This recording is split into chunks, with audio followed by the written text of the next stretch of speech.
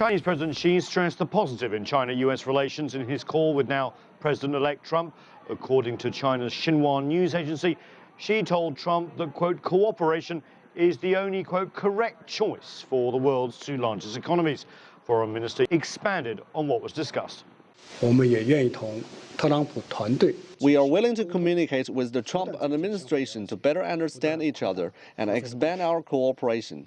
Just as our President Xi Jinping expressed in his congratulatory message, China maintains the principle of non-conflict, mutual respect, and mutual benefit, and China will seek further progress in bilateral relations. This is a roadmap for our relations, and we are ready to work with the U.S. on that. According to Chinese media reports, U.S. President-elect Trump thanked President Xi for his congratulations and said he agreed with Xi's outlook on China-US relations. However, as we've all witnessed, candidate Donald Trump has some policy proposals that will not sit well in Beijing. Trump vowed to label China a currency manipulator on day one in office.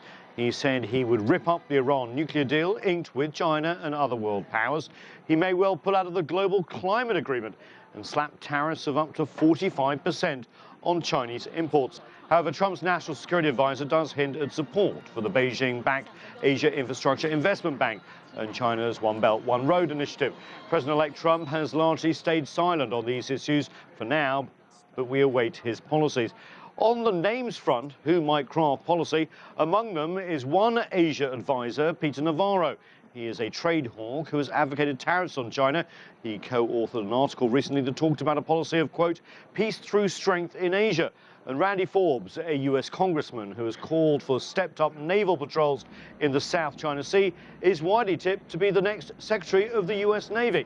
So plenty of China hawks out there. However, remember, Trump ran on a platform very different from the post-Cold War consensus, where the U.S. has tried largely to make the rest of the world in its own image. Trump is suggesting a rapprochement with Russia, for example, leaving President Assad to run Syria. His approach seems non-ideological, seemingly even transactional.